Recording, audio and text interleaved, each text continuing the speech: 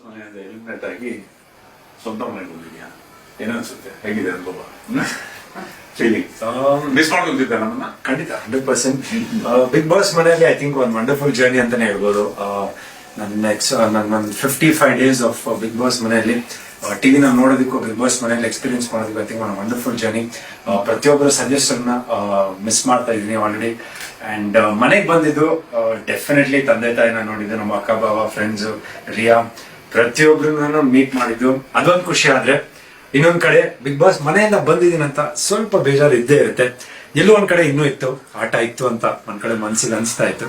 But life has to go on and the show has to go on ಅಂತಾರಲ್ಲ, so ಅದೇ ತರ ಖುಷಿಯಾಗೂ ಇದೆ. Super. ಇದ್ದಷ್ಟು ದಿವಸ 55 ದಿವಸ ಬಹಳ ಚೆನ್ನಾಗಿ ಆಟ ಆಡಿದ್ಯಾ, ಎಲ್ಲರ ಮನಸ್ಸನ್ನು ಗೆದ್ದಿದ್ಯಾ, ಹೃದಯ ಗೆದ್ದಿದ್ಯಾ. ಡೋಂಟ್ ಬಾದರ್, ಇನ್ನು ವಿನ್ನರ್ ಅಂತಾನೆ ನಾವು ಅನ್ಕೊಂಡಿರೋದು. ನಿನಗೆ ಇನ್ಯಾವತ್ತು ಲೂಸರ್ ಅಲ್ಲ. And all the people love you, God bless. ಅದೊಂದು ನನಗೆ ಖುಷಿ ಆಯ್ತು. ನಮ್ಮ ತಂದೆಯವರು ಹೇಳಿದ ಒಂದು ಮಾತು, ಒಳಗಿದ್ದಾಗ ಒಂದು ಫೀಲಿಂಗ್ ಇತ್ತು, ಯಾವ ತರ ಆಚೆ ಕಡೆ ಯಾವ ತರ ರೆಸ್ಪಾನ್ಸ್ ಇರುತ್ತೆ, ಇಲ್ಲ ಏನ್ ಆಗ್ತಾ ಇರ್ಬೋದು, ಇಲ್ಲ ಕರೆಕ್ಟಾಗಿ ಆಡ್ತಾ ಇದೀನಾ, ಇಲ್ಲ ಇಲ್ಲೊಂದ್ ಕಡೆ ಮಾತು ಕಮ್ಮಿ ಆಯ್ತಾ, ಇಲ್ಲೊಂದ್ ಕಡೆ ಜೋರ್ ಆಯ್ತಾ, ಇಲ್ಲಾಂದ್ರೆ ತುಂಬಾ ಸಾಫ್ಟ್ ಆಗಿದ್ದೀನ ಅಂತ ಒಂದ್ ಕಡೆ ಅನ್ಸ್ತಾ ಇತ್ತು.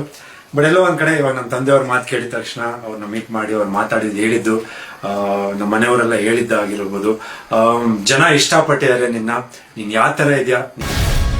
ಗ್ಯಾರಂಟಿ ನ್ಯೂಸ್, ಸುದ್ದಿ ಖಚಿತ, ನ್ಯಾಯ ನಿಶ್ಚಿತ.